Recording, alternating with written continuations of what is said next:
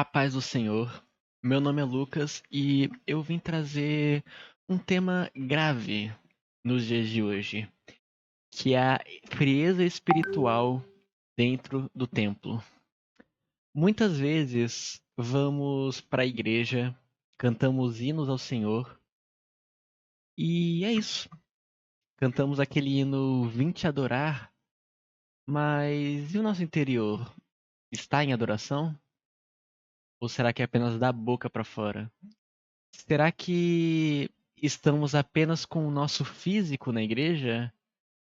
Aonde está a nossa mente? Será que está focada em Jesus ou está focando em outras coisas do mundo? O nosso coração, será que está em Deus ou está na preocupação de amanhã? Será que paramos de tratar as coisas e a presença de Deus com o devido respeito e temor? Meu pastor, ele sempre fala no púlpito. Ele diz: não trate como natural aquilo que é sobrenatural. E é uma coisa que eu nunca esqueço, eu sempre vivo dizendo isso pra mim mesmo. Sempre quando eu vou à casa do pai, eu sempre falo pra mim mesmo: não trata a presença que é sobrenatural como se fosse algo normal, como se fosse algo natural do dia a dia. E eu gostaria de perguntar pra vocês: como você tem tratado a presença do Senhor? Será que você vai para a igreja para bater ponto? Será que você vai para a igreja só para ter aquela sensação de saciedade que eu servi a Deus hoje, eu fui para a igreja hoje, então eu estou limpo? Será que você anda tratando o sobrenatural de Deus como algo normal? E com isso vem a pergunta: será que a nossa adoração a Deus é automática ou é uma adoração de todo o coração? Eu vou contar a história de Caim e Abel. Em Gênesis 4, nos primeiros versículos mesmo, versículo 2, vai dizer que Abel era um pastor de ovelhas e Caim era um lavrador da terra. E Abel trazia primogênitos das suas ovelhas, ou seja, os primeiros filhos das suas ovelhas, e também dava a gordura delas como oferta ao Senhor. E isso fez que o Senhor olhou para a oferta de Abel. Agora, de Caim vai falar que ao cabo de dias, algumas traduções, né, vai falar ao cabo de dias. Cabo de dias seria no final do dia, no final de alguns dias. Caim resolveu dar o fruto da terra como oferta ao Senhor. Só que quem já foi numa feira sabe como é uma fruta no fim do dia. Sabe como é a fruta no começo do dia em comparação com ela no fim. Então, ele não deu o seu melhor para Deus. Então, Deus rejeitou a oferta de Caim.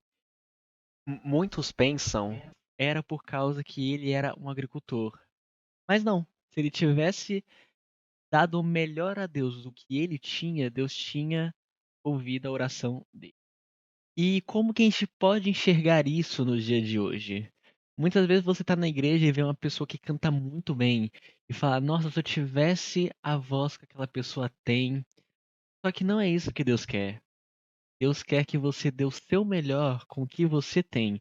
Eu, por exemplo, sou horrível cantando. Eu não sei cantar, mas eu sei tocar violão. Então eu vou tocar o melhor violão que eu conseguir para Deus.